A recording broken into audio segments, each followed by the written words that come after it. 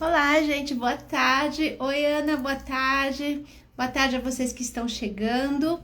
Nós vamos conversar hoje sobre o transtorno pós-traumático que muitos de nós estamos vivendo aí, estamos todos muito cansados nesta pandemia e eu vou pedir para doutora, deixa eu pedir aqui chamar ela, a doutora Aline Machado Oliveira. Ela é médica psiquiátrica. Oi, doutora Aline. Bem, tudo, seja muito bem-vinda aqui à nossa Conversa Curitiba. Tá me ouvindo bem? Muito bem, prazer estar aqui com vocês para conversar sobre esse assunto tão importante, que é o transtorno de estresse pós-traumático. Doutora Aline está fazendo um chiado.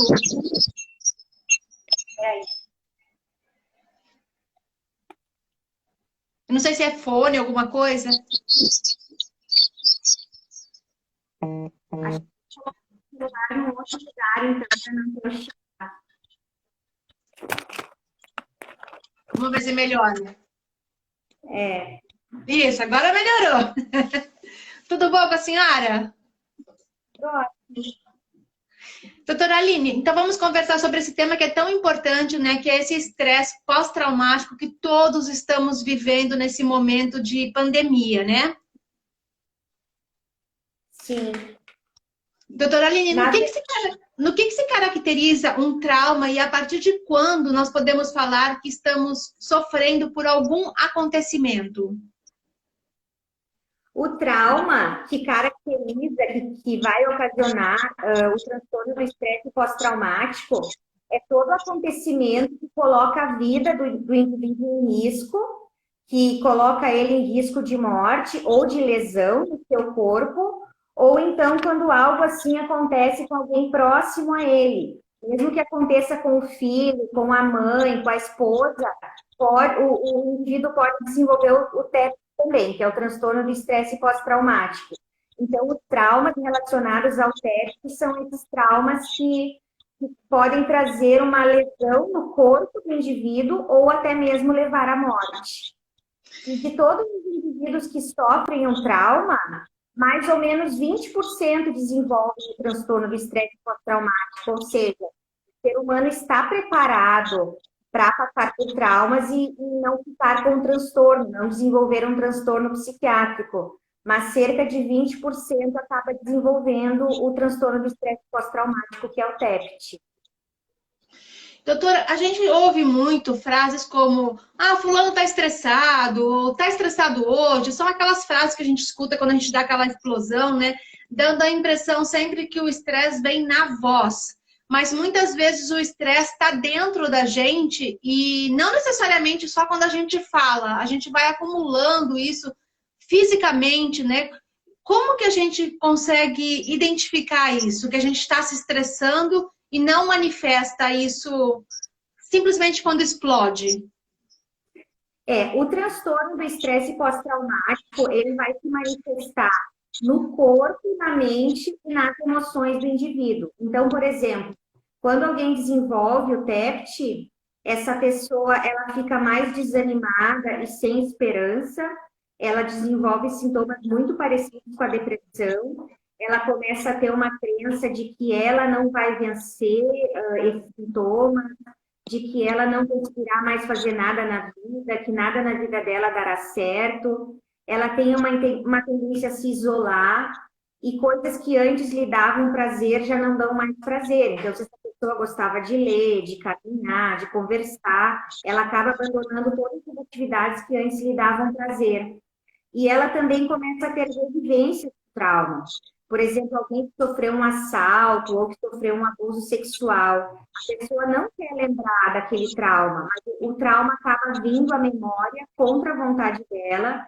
Ela começa a ter flashbacks, que são lembranças intrusivas do trauma, e às vezes até acontece dela sentir o corpo dela como se o trauma tivesse acontecido de novo.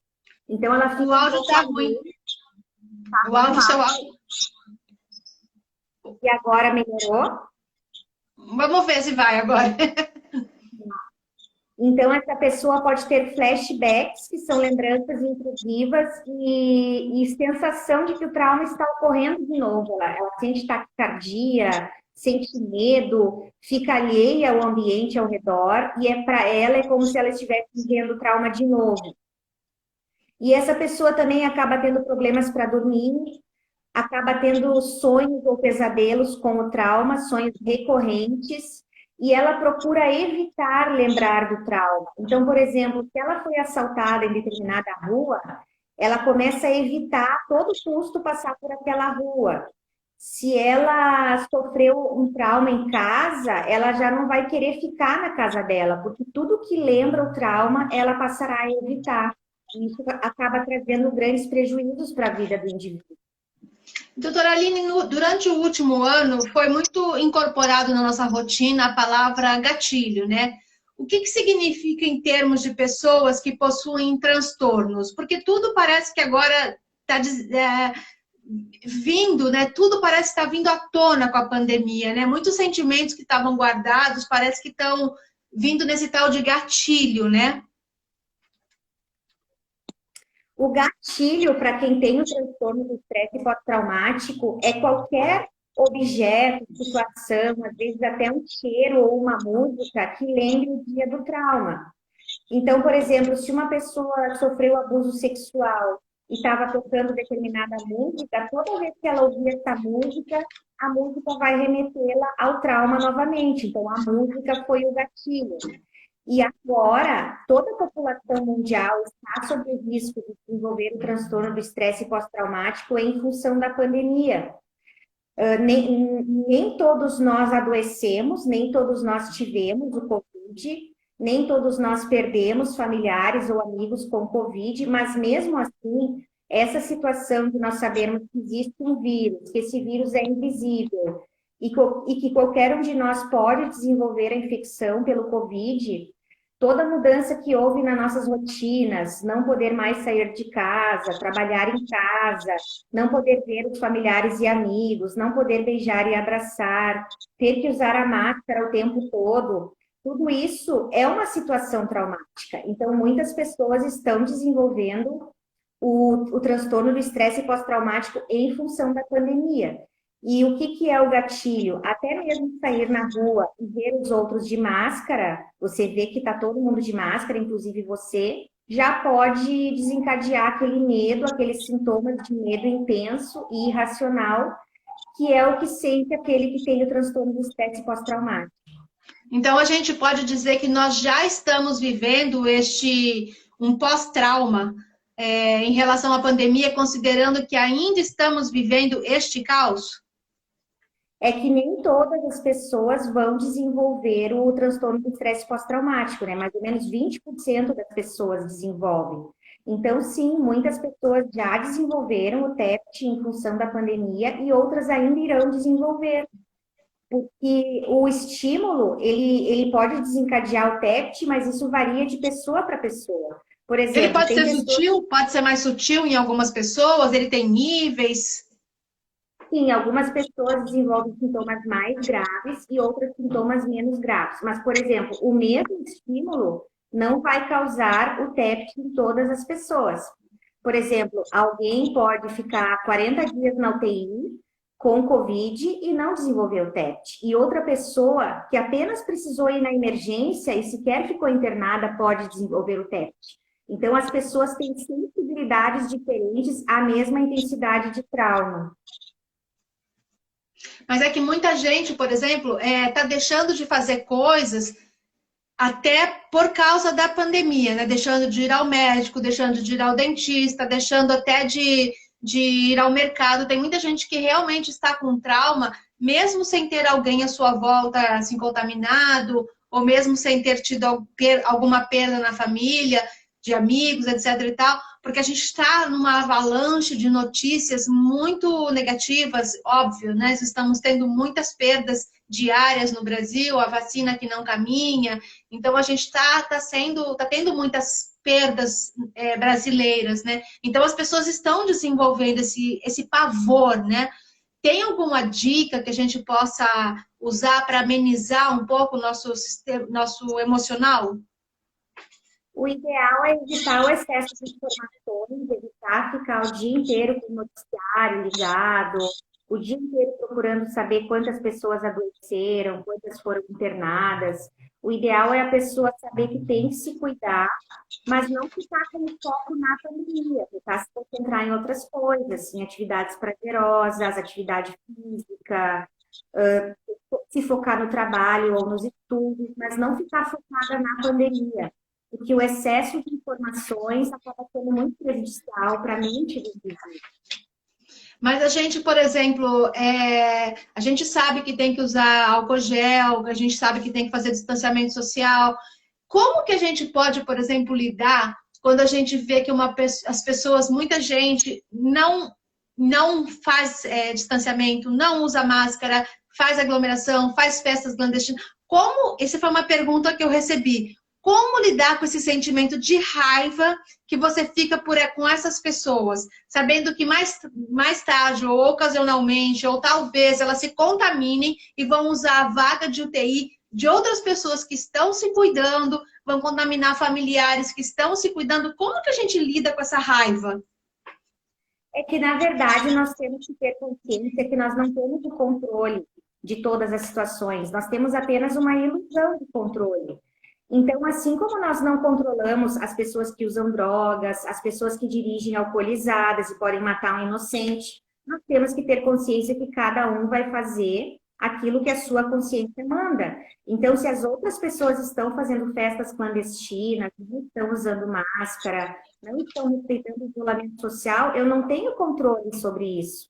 Então, eu tenho que saber que a vida é assim, nós não temos o controle das atitudes das outras pessoas. Então, cada um tem que fazer a sua parte e ficar em paz, ter a sua consciência tranquila e saber que está fazendo a sua parte. Se o outro não está fazendo a parte dele, não tem como controlar isso. A gente não tem controle de nada nessa vida, né? Infelizmente, né? E, doutora, será que não tem gente colocando na conta da pandemia algo assim que já sofria anteriormente? Por exemplo, o número de divórcios foi muito alto, né? Pelo que a gente viu, né? Assim como a procura de casas maiores. A gente pode estar jogando na pandemia, por exemplo, esse descontentamento que a gente já tinha? É que a pandemia, o isolamento social, acabou evidenciando muita sujeira que estava debaixo do tapete. Então, por exemplo, assim, um casal que já vinha infeliz há 20 anos, eles conseguiam disfarçar essa infelicidade porque viviam na academia, no trabalho, na casa dos amigos, evitavam se ver. E agora, como às vezes o casal trabalha de home office, os dois juntos, os filhos também estão ali, os problemas ficam evidentes, não tem mais como esconder. Então, com certeza, o número de divórcios aumentou porque as pessoas estão tendo que enfrentar os problemas que já existiam. E muitos desses não foram causados pela pandemia, eles foram apenas evidenciados pela pandemia. Eu recebi aqui uma pergunta dizendo que a senhora falou sobre a constante vivência latente do trauma em quem já viveu. Então, perguntando em relação às crianças, como identificar que tem algo errado? A criança, ela vai mudar. Se era uma criança extrovertida, alegre, que brincava, segura, uma criança que não era tímida com pessoas desconhecidas, ela vai mudar o comportamento. Então, a suspeita do trauma na criança é quando ela muda o comportamento dela, muda os hábitos. Às vezes, uma criança que dormia bem começa a ter pesadelos, a ter insônia. Uma criança que já ia no banheiro sozinha começa a fazer o xixi e o cocô na cama ou na roupa. Então, os pais têm que estar muito atentos ao comportamento da criança, ao jeito dela. E quando isso começa a mudar, esses pais têm que levar essa criança para uma avaliação com o pediatra ou com o psicólogo, porque pode sim ter acontecido alguma situação traumática. Doutora, por que grande parcela, né, pelo menos dos brasileiros adotaram comportamentos tão infantis diante de algo tão sério quanto a pandemia? Eu acredito que as pessoas que adotaram comportamentos infantis, elas estão usando um mecanismo de defesa que se chama negação. A negação é quando nós negamos algo ruim, algo desagradável na nossa vida e nós preferimos fingir que aquilo não existe. Então, as pessoas que optaram por frequentar festas clandestinas, por não usar máscara, não respeitar o distanciamento social, elas estão utilizando esse mecanismo de defesa, elas estão optando por fingir que não existe um problema, que não existe um vírus e que não existe a possibilidade de adoecer. Na verdade, a maneira como cada um reagiu à pandemia tem a ver com o próprio amadurecimento das pessoas. A pessoa mais madura encara a realidade e aceita que a rotina dela terá que mudar. E as pessoas mais imaturas reagem com intensidade, da mesma forma que elas reagem nos outros acontecimentos da vida delas. Outra pergunta aqui, doutora, que chegou. Uma pessoa já diagnosticada, como ela pode evitar episódios de crise? Essa crise de estresse, de pânico, como que ela pode fazer? Ela precisa procurar um atendimento especializado. O principal tratamento do transtorno de estresse pós-traumático é com a psicoterapia, que pode ser feita tanto pelo psiquiatra quanto pelo psicólogo. E se existe a necessidade de medicação, essa medicação vai ser prescrita pelo psiquiatra.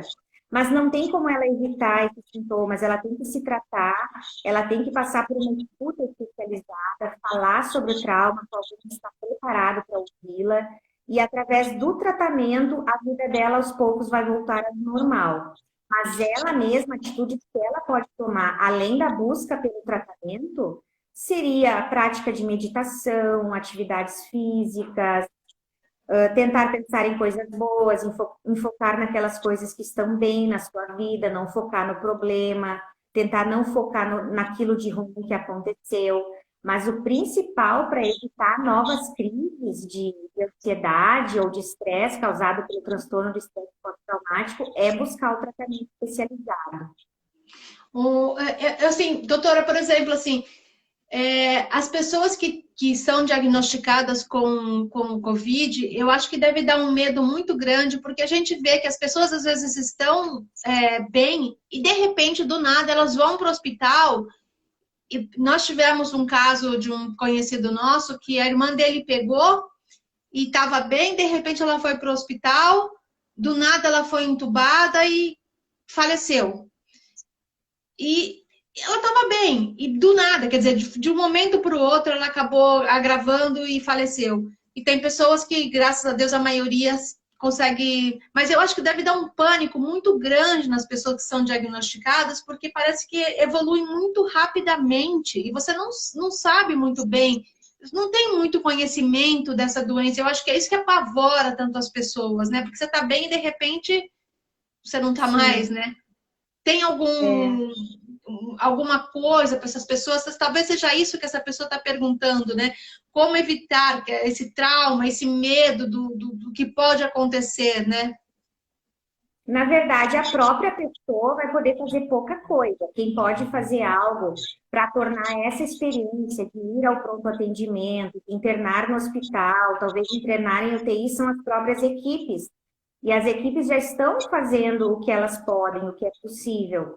Por exemplo, hoje eu vi uma reportagem na televisão sobre as equipes das UTIs, elas estão fazendo chamada de vídeo para que os pacientes dentro das UTIs Covid possam conversar com os familiares, para que os familiares possam ver o paciente, ver que ele está bem.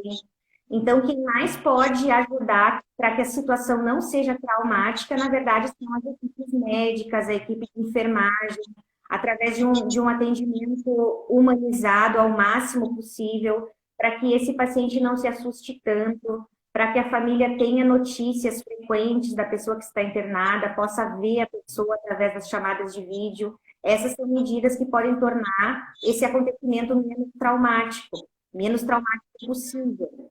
Mas a situação certamente será assustadora para qualquer um de nós, se amanhã nós precisarmos de atendimento e evoluirmos para uma internação hospitalar por Covid, nós vamos ficar muito assustados. Mas o atendimento dos profissionais, quanto mais humanizado ele for, menos traumática será essa experiência para o paciente. E eu acho que a gente também, estamos todos muito cansados, porque a morte não é um assunto que a gente gosta de falar, né? Mas hoje em dia, qualquer rede social que você entra, ela tá ali, né? O tempo todo. As redes sociais, que era uma coisa que nós fazíamos, por exemplo, para nos distrairmos, para sair um pouco do noticiário, tudo. Você entra no Facebook, por exemplo, é uma tristeza, né? Eu praticamente não entro mais no Facebook porque é um obituário, né? Toda hora tá na timeline mortes, amigos que se foram e conhecidos de amigos. É muito triste, muito carregado isso. Então, acho que as pessoas estão realmente. Eu fiz uma live até com o Tico Santa Cruz segunda-feira e ele até comentou, nós não estamos todos no mesmo barco, cada um está no iate, outros estão num bote salva-vidas, outros estão sem colete. Nós estamos muito cansados e esgotados e traumatizados com tudo isso que está acontecendo, né? Na verdade, por exemplo, o que que eu faço? O que que eu implantei na minha rotina?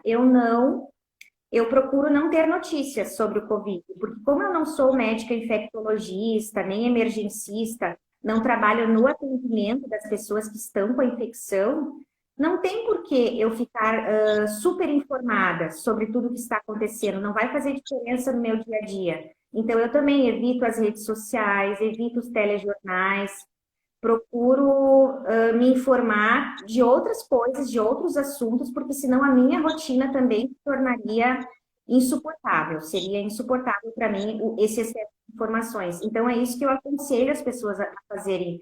Não evite o excesso de informações, não vai fazer diferença na sua vida você ficar sabendo todos os dias quantas pessoas internaram ou quantas pessoas morreram.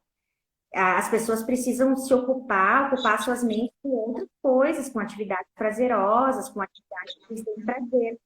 E sim, a pandemia, ela está afetando a todos nós em graus diferentes. Tem pessoas que perderam o emprego, tem pessoas que adoeceram, tiveram a infecção, outras perderam familiares. Então, ela está nos afetando em graus diferentes e eu acho muito importante que nós exercitemos a solidariedade, que aquelas pessoas que estão mais inteiras, que estão sofrendo menos, ajudem aquelas que estão sofrendo mais. Que nós possamos nos doar para o nosso próximo, que nós possamos fazer campanhas para agasalhos, para alimentos, que os profissionais possam fazer atendimentos gratuitos para aquelas pessoas que estão precisando, porque a solidariedade é muito importante nesse momento, que nós estamos sofrendo coletivamente, mas cada um de nós sofre em graus diferentes. E doutora, falando assim, agora considerando esse momento histórico que nós estamos vivendo, quais os impactos que irão afetar os trabalhadores de áreas conhecidas como essenciais, por exemplo, as pessoas que trabalharam em supermercados, por exemplo, postos de gasolinas, farmácias, e que não pararam nenhum dia?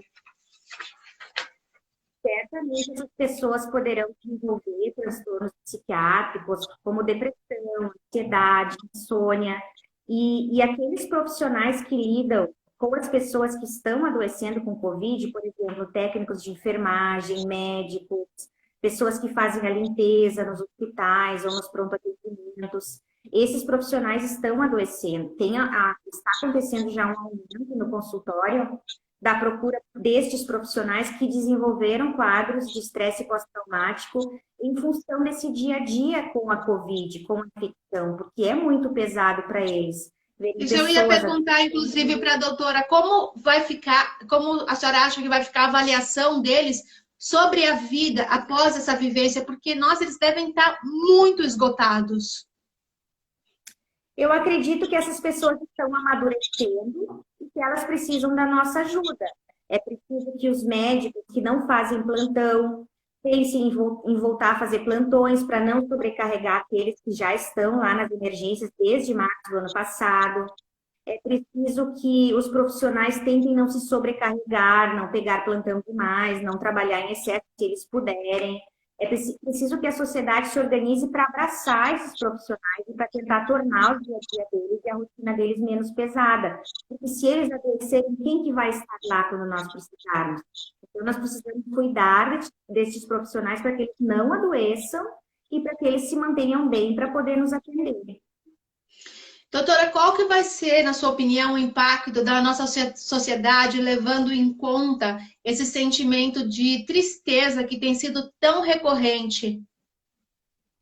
Eu acredito que mais pessoas desenvolverão quadros depressivos ou quadros ansiosos, quadros de transtorno do estresse pós-traumático, insônia. Acredito que as pessoas buscarão mais o psicólogo, o psiquiatra e precisarão mais olhar para a sua saúde mental, porque certamente a saúde mental das pessoas já está sofrendo desde março do ano passado e nós ainda veremos nos anos vindouros as consequências disso tudo que nós estamos passando agora. Certamente a saúde mental precisará ser olhada com muita atenção para que as pessoas que estão sofrendo mais e que irão sofrer mais possam receber o atendimento necessário nessa área. A senhora falou também sobre amadurecimento, e muita gente achava que era maduro antes da pandemia, né? Sim, muita gente achava. É que, na verdade, só com as dificuldades da vida nós acabamos testando a nossa maturidade, vendo quanto estávamos preparados ou não para determinadas situações. Então, certamente, muitas pessoas se achavam maduras, mas agora estão percebendo que estão tendo bastante dificuldade de suportar o isolamento social, os adoecimentos, a perda de emprego, os términos de relacionamento, tudo que acabou acontecendo em função dessa situação extrema que nós estamos vivenciando. As pessoas tiveram que aprender a olhar mais a si mesmo, né? E a conversar entre si, né? Com as pessoas que convivem dentro do mesmo ambiente, né? Marido com mulher, pais com filhos, coisas que acho que a gente... eu faço, mas tem muita gente, eu acho que não costuma fazer, ter esse diálogo dentro de casa, né? Eu acho que isso afetou até muita gente, né? Muitos relacionamentos mesmo, né? E, doutora, a senhora acha que houve avanço no cuidado mental? Eu acredito que sim, porque muitas prefeituras se preocuparam em organizar os atendimentos de saúde mental para a população, os profissionais. Muitas entidades médicas e de psicólogos se organizaram para oferecer atendimento gratuito para a população e para os profissionais da saúde também. Então, eu acredito que sim, que a saúde mental está sendo olhada com mais atenção, com mais cuidado, e está havendo uma preocupação da sociedade em geral nesse cuidado necessário com a saúde mental. E, doutora, para encerrar, para não ficar muito longa, a senhora acha que havia muita gente que reprimia os sentimentos e agora, com esse isolamento, com a pandemia, teve que aprender a lidar com seus fantasmas? Sim, muita gente acabou tendo que lidar com seus fantasmas porque não tinha para onde fugir. Não podia ir para academia, para casa dos amigos, para festa. Então, muitas pessoas começaram a se olhar, a se dar mais atenção, a prestar mais atenção nos seus sentimentos, e isso levou à busca do psicólogo, do psiquiatra, do médico, para ver o que está acontecendo e para lidar com essas emoções. Alguma dica para deixar para as pessoas, doutora, que estão nos acompanhando? O que a gente pode fazer? Como que a gente pode lidar com esse dia a dia que nós estamos vivendo? No dia a dia, procurar incluir atividade física, alimentação saudável, ter uma rotina, não ficar dormindo fora de hora ou comendo bobagem, tentar manter uma rotina. Levantar de manhã, colocar a sua roupa de trabalho, mesmo que você vá trabalhar de casa, colocar a sua roupa, se arrumar como se você fosse sair. Colocar atividades prazerosas na sua rotina, ter um hobby. Rotina também foi algo que a gente teve que remodelar, né, doutora? Sim, sim, com certeza.